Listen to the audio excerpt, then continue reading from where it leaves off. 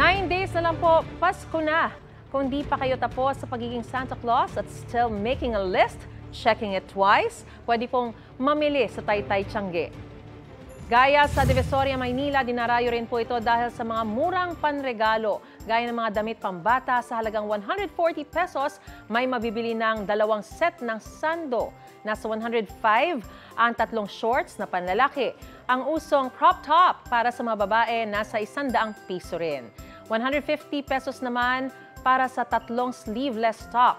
Bukod sa mga damit, may mabibili rin po doon ng mga laruan. Gusto mo bang mauna sa mga balita? Mag-subscribe na sa GMA Integrated News sa YouTube at tumutok sa unang balita.